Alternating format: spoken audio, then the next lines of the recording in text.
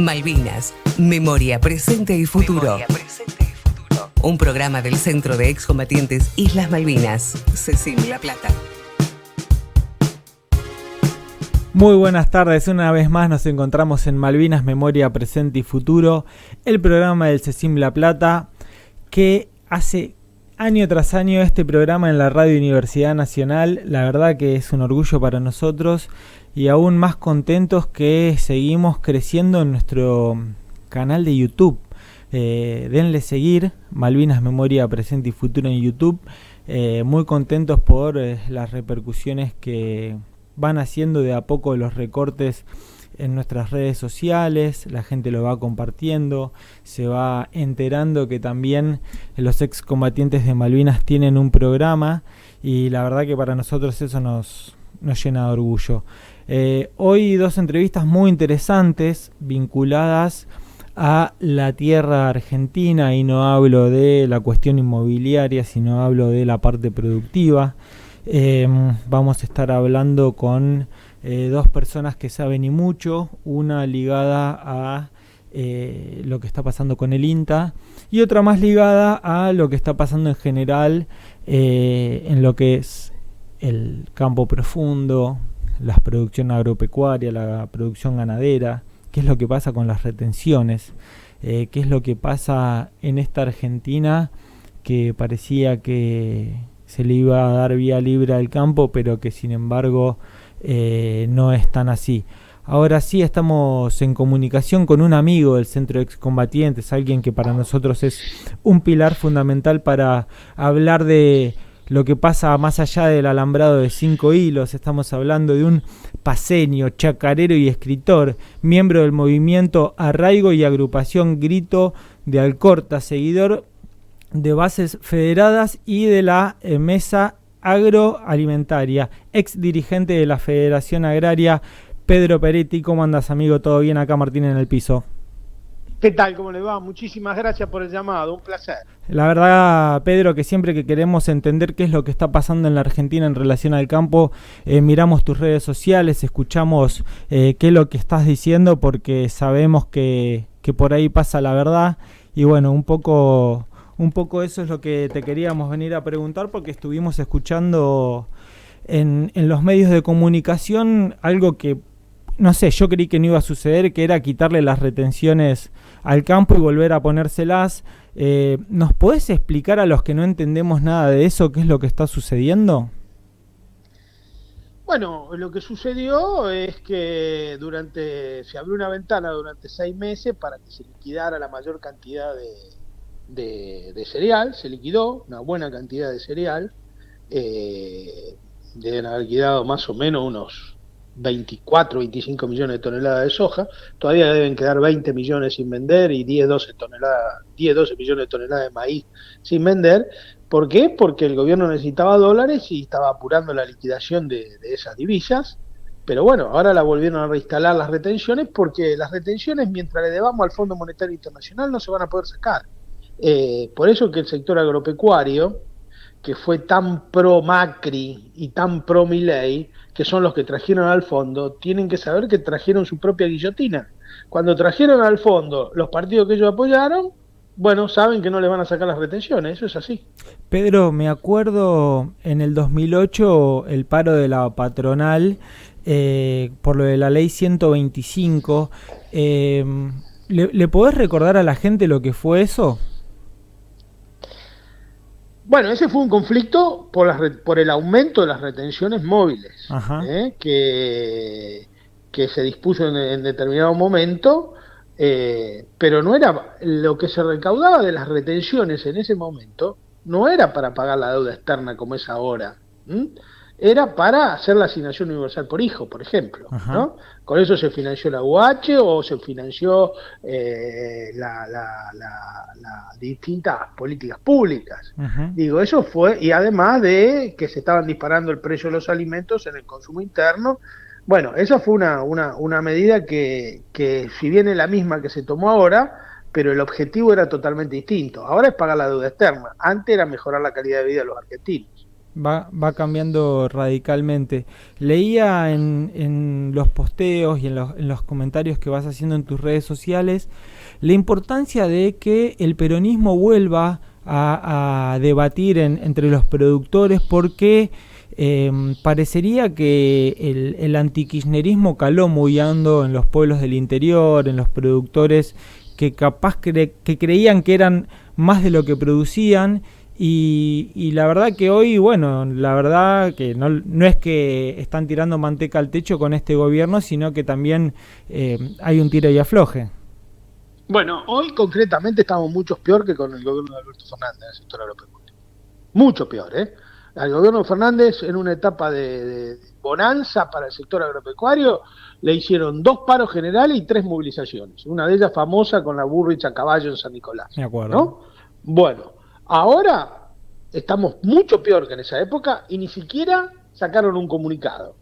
Eso demuestra el carácter absolutamente ideológico, político y partidario de los dirigentes agropecuarios de este país, que no defienden el bien común ni a los pequeños ni medianos productores, sino lo único que defienden es una posición política, que es atacar a cualquier gobierno nacional o popular o a cualquier atisbo de cosa nacional y popular que venga creciendo en la República Argentina. Bueno, ellos están automáticamente en contra.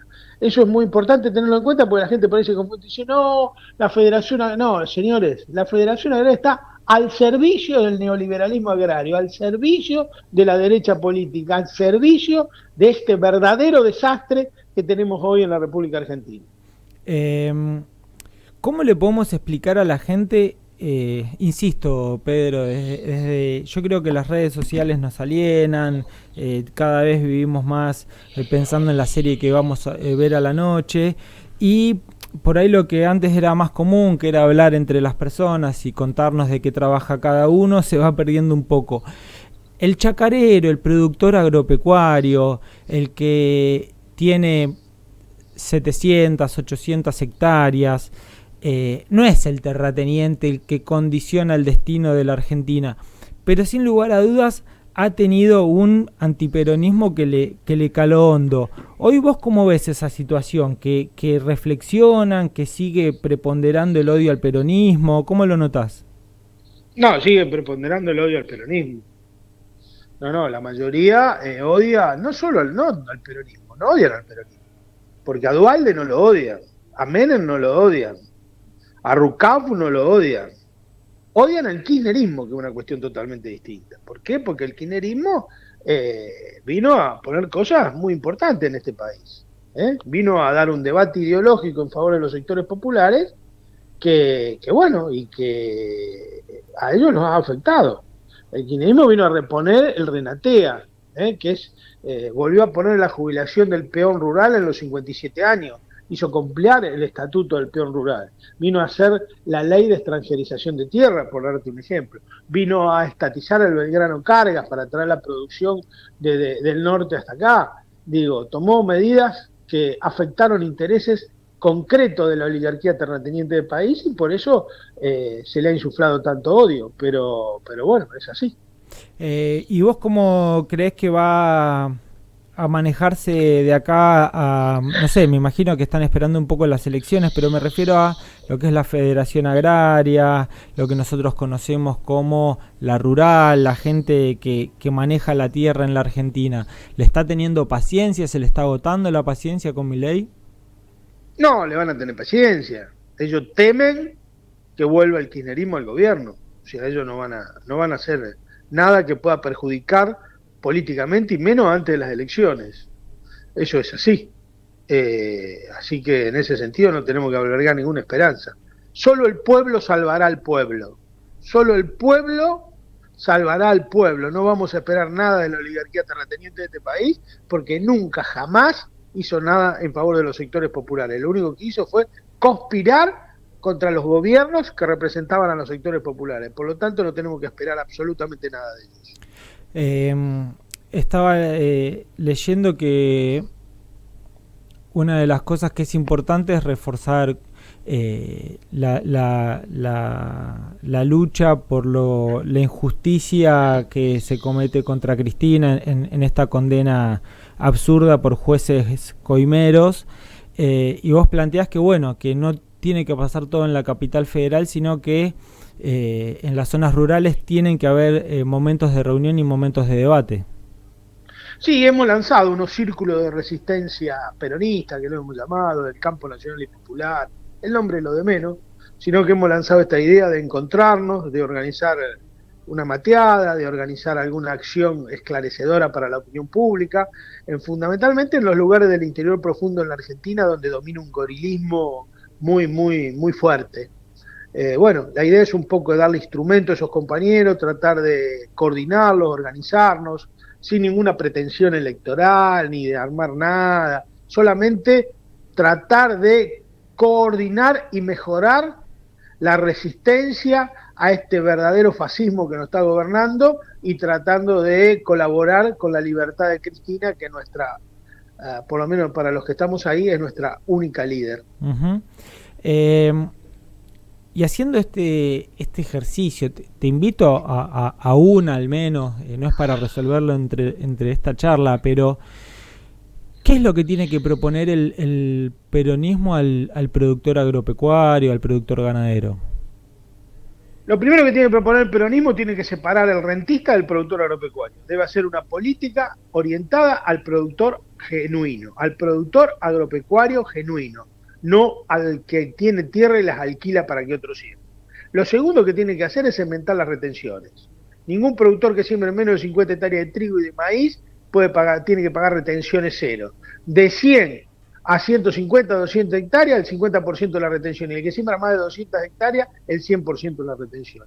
Esas son tres cuestiones que tiene que hacer el peronismo en forma urgente. Tiene que clarificar y tomar como política de gobierno oficial del Partido Justicialista las políticas públicas segmentadas. El que más tiene, más paga, ya sea impositivamente, ya sea en materia de retenciones, lo que sea, en materia de consumo de servicios. El que más tiene, más paga. Eso es peronismo. Lo otro es otra cosa. La verdad que te escucho así, a mí me encanta. Otros dirán, este hombre es un chino que quiere hacer China, pero la verdad que hay que hacer un cambio. A mí me pasa en el área comercial, con la cantidad de impuestos que uno paga y que la caída del consumo interno cada vez está más intensa, con los impuestos de la luz y los impuestos de servicios que cada vez son más abruptos. El productor, que como decimos, que tiene 400, 600 hectáreas, hoy es una persona que es de clase media, que es de clase alta. ¿Cómo la definimos para que la gente lo entienda? Un productor de 400, 600 hectáreas es parte de la oligarquía terrateniente de este país.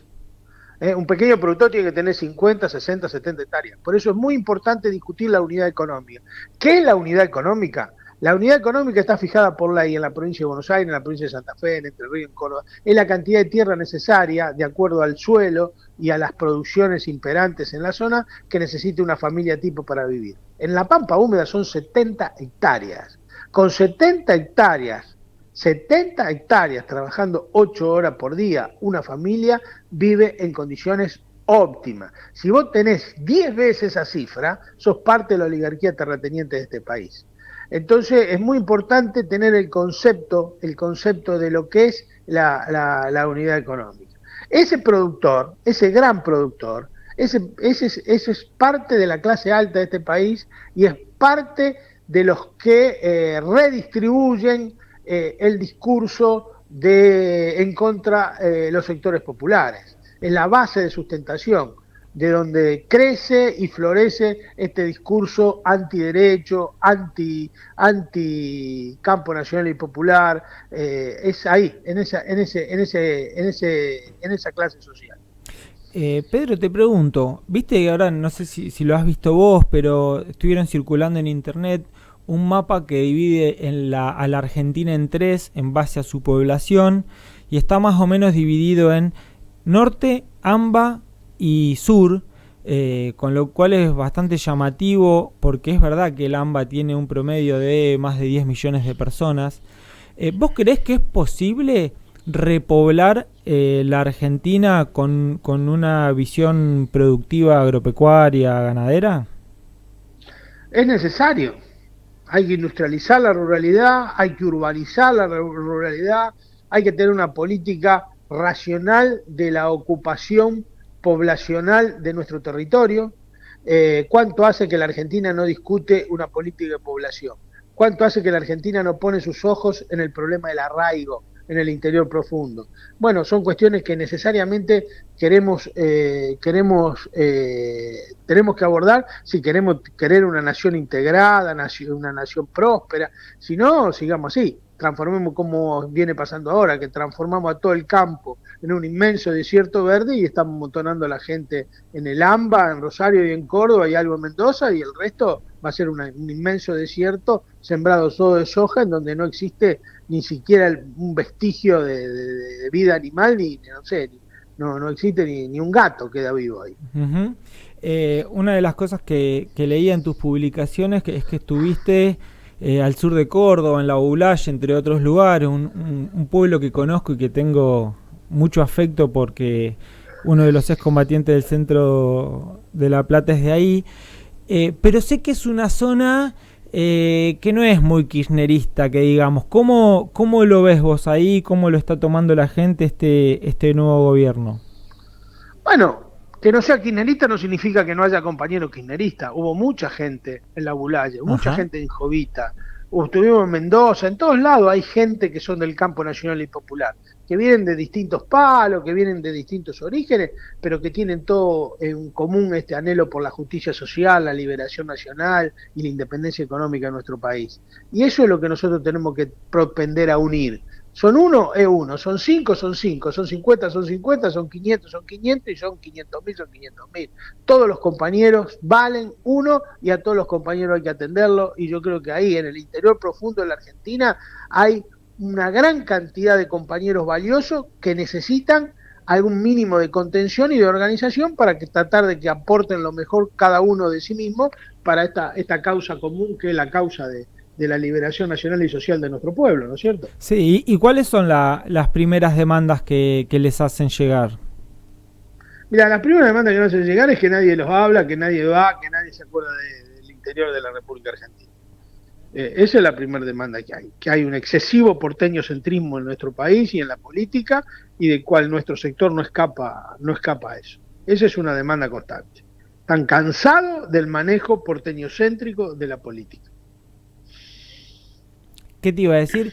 Y después, en relación a estas cuestiones que siempre nos vemos, digo, como para medir con criterio, que el campo siempre se ve afectado en relación al clima que le toca. ¿Cómo está viniendo estos últimos años? ¿Los está favoreciendo? ¿Los está perjudicando? No, tuvimos 2 años de sequía muy fuertes, las mayores sequías de los últimos 50 años o 70 años, no me acuerdo bien ahora. Después tuvimos el año pasado, fue un buen año, con buena cosecha, pero venimos de muy golpeados por el tema climático. Además, vos tenés que entender que el cambio climático produce un efecto directo y devastador sobre el sector agropecuario. Cada día son más las catástrofes naturales que afectan al sector, y hay que ponerla como parte de la actividad económica. Cada vez son más los tornados, las piedras, la seca, las heladas. En fin, todo este desequilibrio que ha producido la mano de hombre deforestando millones y millones de hectáreas tiene una consecuencia directa sobre la actividad agropecuaria. Totalmente. ¿Cómo ves este gobierno de Milei? ¿Crees que va a terminar? ¿Crees que le queda poco? ¿Crees que hay que sacarlo? Bueno, este es un gobierno de ratas de albañal, no son otra cosa que ratas, basura, mala gente, muy mala gente, y que se tienen que ir lo antes posible desde mi punto de vista. Con todos los mecanismos que ofrece la Constitución Nacional, se tienen que ir. Si no es antes de las elecciones, después de las elecciones, pero este gobierno no puede seguir porque nos quedamos sin país. Sí, la verdad que nosotros un poco lo estamos viendo así, Pedro. Y por último, ya te voy liberando. ¿Cuál es ¿se puede recuperar la Federación Agraria o es irrecuperable? Ojalá se pudiera recuperar. Hace falta que un gobierno la intervenga y que clarifique eso, porque todo lo que tiene la Federación Agraria es todo trucho. Las filiales son truchas, los socios no existen, es todo un verdadero desastre administrativo y burocrático. Por eso es muy importante que algún gobierno, a través de persona jurídica, intervenga la entidad. Se estuvo a punto de intervenirla en el año 2000, no me acuerdo si el 2020, 2019, 2020, pero bueno, todo quedó en la nada y bueno, y así siguen reproduciéndose estas conductas dirigenciales que son absolutamente irrepresentativas, totalmente irrepresentativas de la opinión de los afiliados. Uh-huh. A veces todos creemos que lo más importante es lo que le pasa a uno y creo que somos parte de una cadena, ¿no? que va toda junta. Cuando pienso en lo que fue Vicentín, muchos dicen que fue el tendón de Aquiles de... ¿Me escuchás bien ahí, Pedro? Sí, te escucho perfecto. Disculpa, justo se había distorsionado un poco. Pensaba que el caso Vicentín fue un poco el talón de Aquiles del gobierno de Alberto Fernández, que por ahí si tenía un poco más de firmeza, era un gobierno que terminaba un poco más derecho. ¿Vos eso cómo lo ves? Lo veo así. Yo creo que ahí empezamos a perder el gobierno. Yo creo que Alberto hizo una muy mala lectura primero hizo una muy mala lectura de cómo llegó él a presidente.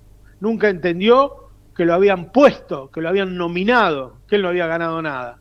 Y segundo, leyó muy mal el conflicto de Vicentín, no se dio cuenta lo que era, y como buen porteño que es, no entiende nada de lo que pasa, y entonces le pegaron 4 gritos y arrolló. Yo creo que ahí estuvo parte ahí empezó a perder el gobierno Alberto Fernández, y bueno, y eso lo pagamos muy caro.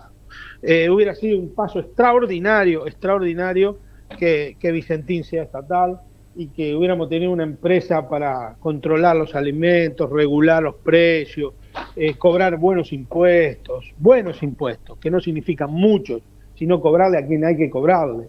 En fin, fue para mí uno de los principales, el principal tal vez error del gobierno de Alberto Fernández. Por último, y ya nos vamos despidiendo, yo con mis 37 años todavía sigo soñando y me permito soñar en una Argentina mejor. ¿Crees que se puede erradicar el hambre de la Argentina? Inmediatamente se puede erradicar el hambre de la República Argentina. El hambre de la Argentina no es un problema de producción de alimentos, es un problema de distribución.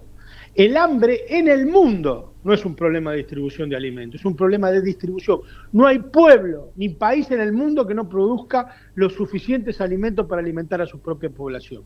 Lo que pasa es que hay una pésima distribución y hay que terminar con malas prácticas. Por ejemplo, la obsolescencia productiva o desechar alimentos por cuestiones estéticas. Se derrochan 160, 170, 200 millones de toneladas de alimentos por cuestiones estéticas, que si una papa no pasa por un calibre y la tiran. ¿Qué tiene que ver que una papa sea grande, una papa sea chica o sea deforme si nutritivamente produce el mismo efecto? Entonces, bueno, hay cuestiones de esa naturaleza que hay que corregir. La Argentina puede terminar el hambre, pero muy rápidamente, solamente distribuyendo bien, nada más que eso. ¿Es una obligación de que el peronismo lo haga? Obvio, para eso nació el peronismo. La política nutricional, la política alimenticia fue uno de los columnas vertebrales del peronismo y de la prédica del general Perón. Eso es inadmisible. Lo que pasa es que después vienen todos los sommeliers del peronismo que no entienden absolutamente nada y lo único que se dedican es a boludear. Pero el peronismo debe terminar con el hambre. Es más, los 3 periodos de la República Argentina que hubo hambre cero fueron con el peronismo. Del 45 al 55, del 73 al 75 y del 2003 al 2015. Del 2003 al 2015, en el 2015, cuando se fue el gobierno de Cristina Fernández de Kirchner, había hambre cero en la República Argentina. Y eso de la pobreza que la miden mal, la miden pésimamente. Porque vos podés ser pobre, pero no había hambre. Y vos podés ser pobre, pero si tenés la luz, el gas, el procrear, la universidad a la puerta de tu casa, subsidiado el transporte, sos pobre, pero no es lo mismo que comas los 30 días en tu casa que después en La Plata te alcance 15 días y los otros 15 días tenés que ir a comer un comedor comunitario. Digo, me parece que ahí estuvimos muy flojos en la defensa de esas ideas y esas concepciones. Y uno ve la confusión general que hay en torno a estos temas de la pobreza, de cómo se mide y de todo lo demás, que es verdaderamente una cosa muy sin sentido, por decirlo de alguna manera. Totalmente. La última, a las personas como vos, que yo me referencio, que busco un norte, le pregunto si tienen algún candidato que les guste o a quién ven como referente para lo que se viene del peronismo. El único candidato que tiene el peronismo es Cristina Fernández de Kirchner. Es la líder, no puede haber dos líderes, hay una sola. Y enfrentar ese liderazgo es un grave error político. Hay que fortalecer el liderazgo de Cristina Fernández de Kirchner. Y esa es mi líder. Perfecto, Pedro. Agradecemos muchísimo tu tiempo, la verdad que lo valoro mucho, sé que siempre estás con un montón de actividades. ¿Dónde te puede escuchar o ver la gente además de tus redes sociales? El viernes voy a estar en el Bar Oviedo, en Matadero, presentando el libro de Jorge Giles. Ajá. Sobre el gaucho Antonio Florencio Rivero. Un libro, hermoso libro, con prólogo de Cristina Fernández de Kirchner. Vamos a estar ahí departiendo en Mataderos. Así que si alguno se quiere llegar, los esperamos por ahí con mucho gusto. Impecable. Pedro, te mandamos un fuerte abrazo y apreciamos mucho poder comunicarnos con vos. No, el agradecido soy yo y muchísimas gracias por tenerme siempre en cuenta. Siempre a las órdenes de ustedes. Así será, compañero. Abrazo grande. Vamos a una breve tanda y volvemos con más Malvinas, Memoria, Presente y Futuro. AM 1390, la radio de la Universidad Pública. Radio Universidad de La Plata. Malvinas, Memoria, Presente y Futuro. Un programa sobre políticas soberanas. Ahora sí, seguimos con más Malvinas, Memoria, Presente y Futuro y estamos en comunicación telefónica con Sebastián Fajardo. Él es delegado de ATE, INTA, AMBA. Seba, ¿cómo andás? Acá Martín en el piso. ¿Qué tal? ¿Cómo andan? Bien, nosotros bien, sabemos que ustedes no, que le están pasando bastante mal, así que bueno, queríamos solidarizarnos como siempre y que nos cuentes, que le cuentes a la gente qué es la estación experimental del INTA en el AMBA y por qué es importante que esté activa. Bueno, la experimental AMBA es el INTA se organiza en centros regionales, experimentales y agencias de extensión, un poco de arriba para abajo sería así. La experimental AMBA tiene su sede administrativa en Ituzaingó y después tiene nueve oficinas, que son 9 agencias de extensión, que están desde Escobar hasta La Plata y bueno, por otros lugares como Luján, San Vicente. Y bueno, se desarrollan actividades de investigación y de extensión rural.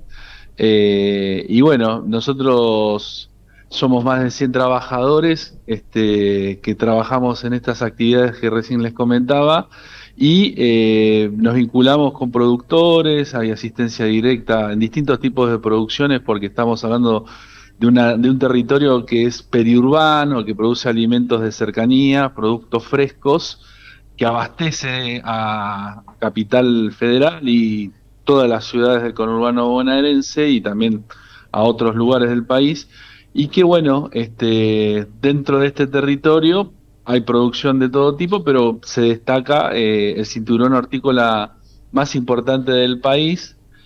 Y bueno, nosotros estamos denunciando y rechazando el cierre de la experimental con las 9 agencias de extensión y el INTA está por cumplir 70 años y sería la primera vez en su historia que se cerraría una estación experimental.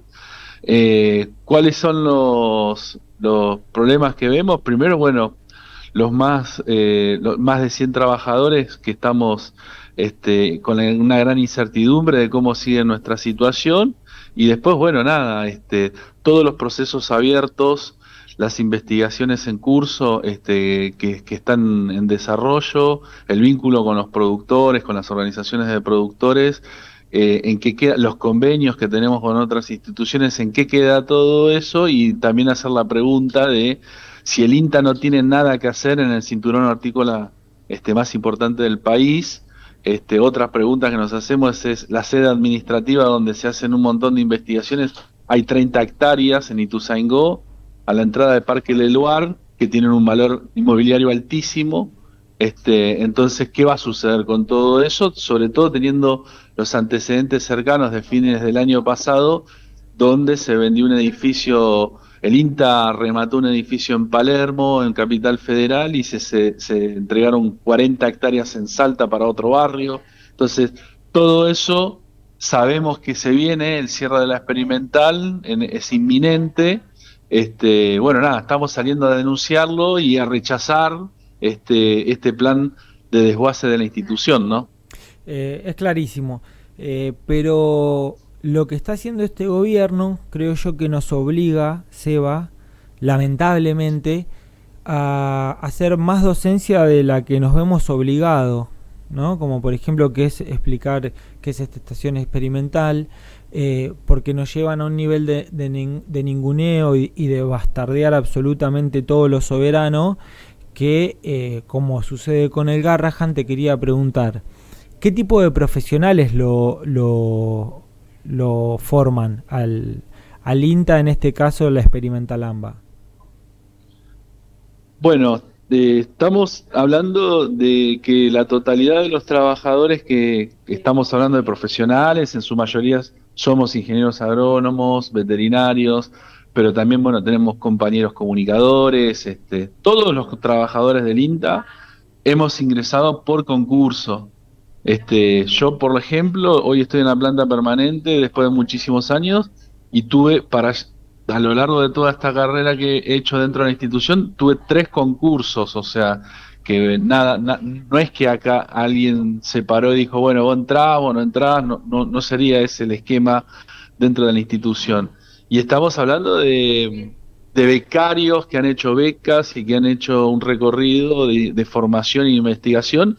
Estamos hablando de recursos estratégicos para el país, donde el Estado ha invertido muchos años en su formación, y que bueno, nada, si esta experimental se cierra, y no se resuelve nuestra situación, que se está hablando de traslados a otras unidades del INTA, pero bueno, en la mayoría de los casos estamos yendo a tomar funciones y a tomar tareas que son muy distintas para las que hemos sido formados, lo que demuestra también el alto grado de improvisación de la propuesta.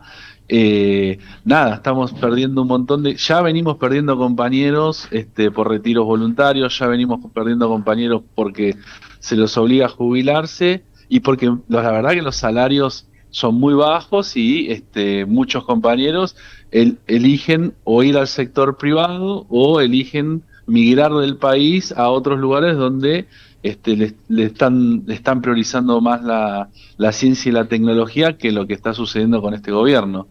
Y estamos hablando de investigadores y estamos hablando de muchos técnicos que hacemos extensión rural, que tenemos un vínculo directo con los productores, que hacemos asistencia técnica en forma gratuita.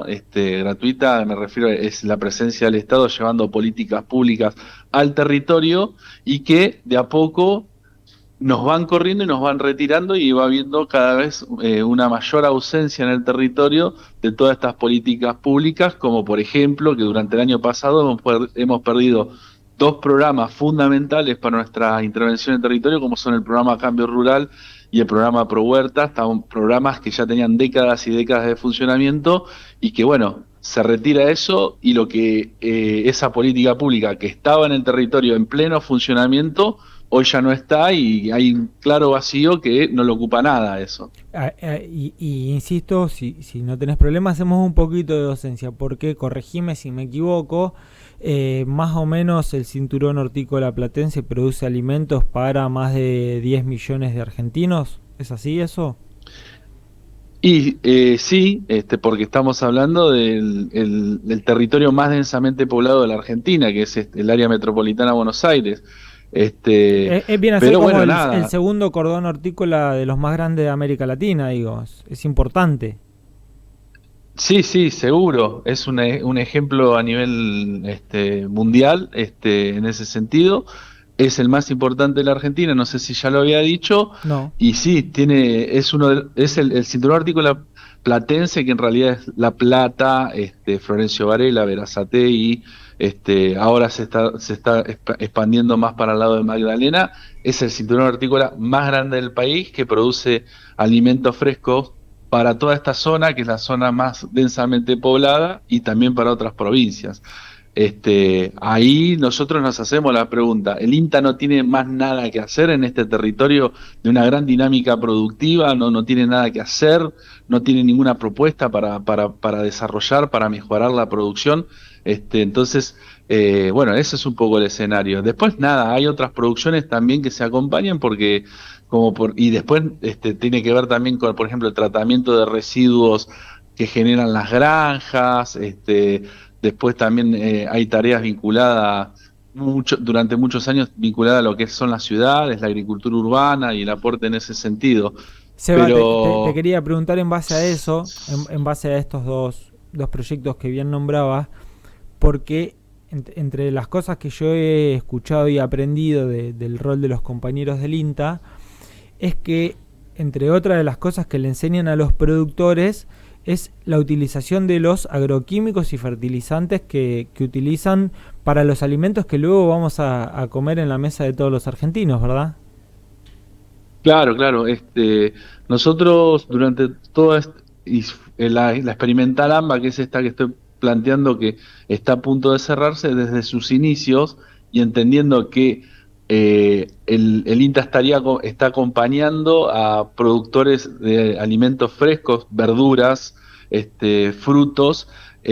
Siempre tuvo una impronta de imprimir procesos que tengan que ver con la baja de utilización de agroquímicos y la alternativa productiva desde la agroecología en el uso de bioinsumos y preparados, que lo van preparando los productores y que tienen un menor impacto hacia el ambiente, y entendiendo que estamos hablando de producciones que están pegadas a las ciudades, y también vinculada a lo que es el consumo. Ya está ultra demostrado con un montón de trabajos científicos que no solamente ha hecho el INTA, sino también las universidades, del alto grado de contaminación con agroquímicos que tienen la mayoría de las verduras que nosotros consumimos, que vamos a comprar a la verdulería. En ese sentido, desde hace ya algunos años hemos venido llevando adelante políticas públicas que intentan incentivar la producción sin uso de agroquímicos. Hoy todo eso está claramente en debate, está claramente en disputa, y un poco el cierre de la experimental AMBA responde a qué es lo que está pensando este país y este nuevo INTA para la producción de alimentos frescos, ¿no? Estamos hablando fundamentalmente del mercado interno, productos que van destinados a la mesa de los argentinos. Sí, no lo dudo. En este programa hablamos siempre de lo que es la soberanía en sus distintos aspectos. En este caso sería la soberanía de los alimentos, Eva. Está en riesgo porque yo creo que está bueno que quede claro que no son 100 puestos de trabajo acá. Son, además de los 100 puestos de trabajo, la salud de todos los argentinos, ¿verdad? Claro, nosotros defendemos los puestos de trabajo, pero defendemos las políticas públicas y lo que nosotros hemos venido haciendo en el territorio durante todos estos años. Este, y eso básicamente, o sea, no es solamente nuestros puestos de trabajo, sino nosotros tenemos una consigna que dice: mi trabajo son tus derechos. Al cerrar la experimental AMBA, al echar a más de 100 trabajadores, lo que se está perdiendo es política pública en el territorio, que no solamente está sucediendo en el INTA, sino es lo que ha venido sucediendo con un montón de reparticiones del Estado Nacional. Se han perdido las agencias territoriales de trabajo, de lo que era el Ministerio de Trabajo, de lo que es ANSES. O sea, esa es la política que lleva adelante el gobierno nacional: es centralizar en edificios prácticamente que están en Capital Federal, y todas las agencias territoriales que hace que lleguen a casi todas las provincias del país. Todas esas se van cerrando, por lo tanto el Estado va perdiendo presencia y la presencia de políticas públicas en el territorio. No es solo en el INTA, sino viene sucediendo en desarrollo social, bueno, en un montón de lo que eran todos esos ministerios, ¿no? Sí, totalmente. Seba, sabemos que igualmente están organizados. ¿Cuál es el plan de lucha para lo que viene? Bueno, nosotros venimos ya de hace varios meses teniendo momentos históricos para el INTA en lo que refiere a la lucha de los trabajadores y las trabajadoras. El lunes de la semana pasada hicimos un abrazo en defensa y en rechazo del cierre de la experimental. Lo hicimos en Ituzaingó, fue masivo eso. Y bueno, y el miércoles estuvimos movilizados también en Capital Federal, en INTA Central. Bueno, mañana tenemos una asamblea en Ituzaingó, donde vamos a seguir pensando cómo seguir, porque bueno, algo que no dije me parece importante, más allá de la situación particular de la experimental AMBA, estamos también esperando, en realidad no estamos esperando, no queremos que aparezcan nunca, pero es muy probable que en estos días salga un decreto presidencial de profundizar la intervención dentro del INTA, lo que haría que ya el escenario sea ultra complicado para el INTA en particular, pero es lo mismo que viene sucediendo en el INTI, en CONICET también se está planteando lo mismo, es pérdida de autarquía de estos organismos de ciencia y tecnología y perder la descentralización y pasar a ser directamente una dependencia más del gobierno nacional. Entonces estamos también denunciando eso, la aparición de estos decretos que hasta el 8 de julio el presidente tiene las facultades delegadas que le otorgó diputados y senadores el año pasado, pero bueno, sabemos que este gobierno, por más que pueda perder parcialmente una pulseada el viernes, el lunes nuevamente arranca con los planes que ya tiene ideado de desguace, ajuste y achicamiento de todas las estructuras de ciencia y tecnología y también de los otros organismos del Estado Nacional. Así que bueno, estamos movilizados. Mañana hay una caravana también que se va a hacer en Castelar, de los compañeros de Castelar, y en distintas provincias también se están haciendo distintas acciones y tratando de confluir en lo máximo que podamos con las otras luchas, porque sabemos que así, sector por sector, dando peleas, llegamos a un momento que hay un techo que no necesitamos decididamente articular las peleas también. Totalmente, y ahí te iba a sacar un poco de tu rol de trabajador del INTA y ponerte más en tu rol de delegado de ATE. ¿Cómo ve ATE, cómo ven los compañeros esta lucha? Que si vos me lo preguntás a mí, veo mucho gremio y sindicato separados, o sea, activos pero separados. ¿Cómo está ATE en ese sentido? Bueno, ATE, la verdad que los golpes son fuertes porque por ahí no tanto en el INTA, pero sí en otras reparticiones del Estado Nacional. Durante el año pasado ha habido muchos despidos, eso de alguna manera también ha hecho que se pierdan un montón de afiliaciones. Pero bueno, por ahí, como me parece algo para destacar, la semana pasada, el miércoles, hubo una marcha al Ministerio de Regulación de Sturzenegger. Parece joda, perdón, pero parece joda ese nombre, ¿eh? Es increíble. Sí, es precisamente todos estos decretos que estaba nombrando recién, la letra, la pluma, la pone ese ministerio, lo pone el ministro Sturzenegger, que ya viene diseñando todo esto desde incluso el gobierno de Macri. Bueno, se armó un frente de distintos sindicatos, no solamente de estatales, sino también de la CGT, que los de la CGT, sin dejar de ser de la CGT, se necesita un frente como el que se conformó la semana pasada, para canalizar, porque muchos sectores quieren darle la pelea a este gobierno nacional, otros dentro de la CGT no tanto, siguen en la instancia de diálogo. Pero bueno, yo creo que ahí se puede ir conformando un lugar de confluencia de distintos sindicatos para enfrentar este gobierno, porque la verdad que este gobierno no lo dijo antes de las elecciones, y lo profundizó una vez que ya ganó las elecciones. Es un gobierno claramente antiobrero, anti-trabajo estatal, vienen por destruir todo, como comentaba recién. Así que, nada, ATE, creo que dentro de los sindicatos que hay en el Estado, de alguna forma está teniendo alguna capacidad de respuesta. Depende claramente, depende también de cada repartición y el nivel de organización que hay previamente.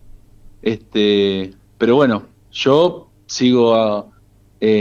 soy delegado de ATE desde hace muchos años y bueno, creo que por más que hay mucho por mejorar, muchísimo por mejorar, creo que es el sindicato que de todos los que hay dando vuelta está más a la altura de la situación en este momento. Sin lugar a dudas, la verdad que sin lugar a dudas coincido plenamente con lo que decís.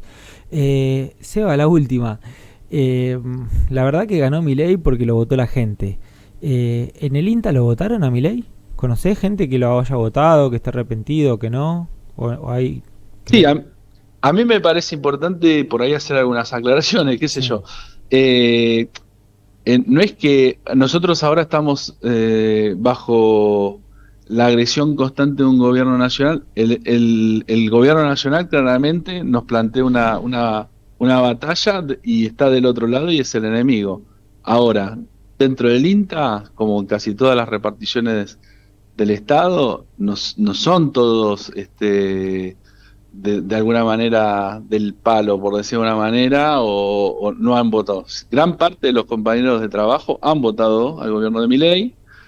Yo no voy a condenar eso, seguramente tienen sus motivos, incluso muchos han votado a Milei que anteriormente han votado a otro gobierno, pero bueno, esa es la realidad. Los trabajadores del INTA somos del pueblo y esa expresión del más del 50% que se dio a nivel nacional, dentro del INTA también. Sí, no. Hoy hay compañeros que se han arrepentido. Un poco era para analizar eso, ¿viste? Cómo lo veían, si no, porque digo, el desafío es hay mucha gente hoy que lo votó, que le está pasando pésimo, pero es tan antiperonista y tan en un punto compró un discurso de los medios que sigue empecinado en bancar este gobierno. Claro, pero el volumen de voto que tuvo Milei no expresa solamente el antiperonismo, expresa otras cosas también para mí.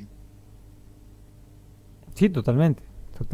Por eso, bueno, un poco era cómo la veías. Y Seba, vos me decías que hay un núcleo duro que no importa qué candidato le pongas adelante, si va en contra del peronismo lo va a votar. Totalmente. Pero después hay una gran porción de la sociedad que va y viene. Ahora, bueno, avanzó sobre esta propuesta que muchos te decían, no va a ser lo que está diciendo, que dice que va a ser. Finalmente no fue así, no viene siendo así tampoco. Totalmente. Seba, me decías que mañana iban a movilizar. Mañana los trabajadores del INTA del AMBA tenemos una asamblea para pensar líneas de acción, pero otros compañeros del INTA, con los de Castelar, que es el lugar donde hay varios edificios Instituto de Investigación, donde más trabajadores hay del INTA a nivel nacional, ellos están con una movida. Ellos van a hacer un ruidazo, van a hacer una caravana con autos que van a salir de ahí desde Castelar, no sé hasta dónde estarán llegando. Por ahí nos sumemos con ellos en función de lo que definamos mañana en la asamblea, o vamos a ir viendo cómo seguimos coordinando entre nosotros peleas más conjuntas, ¿no? Eso es un poco el escenario para mañana. Totalmente. Bueno, desde el Centro de Excombatientes, como hijo y como los excombatientes que hoy acompañan y están oyendo, les mandamos un fuerte abrazo. Sabemos que es muy difícil la situación que están atravesando y no están solos, están con nosotros también. Bueno, muchas gracias. Y nada, sabemos que hay acompañamiento de muchos sectores y que hay toda una gran parte del pueblo que quiere salir de esta situación. Vamos a salir y vamos a volver a reconstruir este estado que se está degradando, y espero que aprendamos de los errores que hemos cometido y que reconstruyamos un estado siendo crítico de lo que hemos generado anteriormente. Así que bueno, muchas gracias. Totalmente. Seba, te mandamos un fuerte abrazo y estamos en comunicación a la brevedad, seguro. Hasta luego. Abrazo grande. Pasaba Sebastián Fajardo, delegado ATE INTA en el AMBA, una situación, la verdad que me salen insultos, no los quiero hacer porque si no caigo en la de ellos, pero la verdad es que sí, es una situación muy triste la que nos está pasando en la Argentina.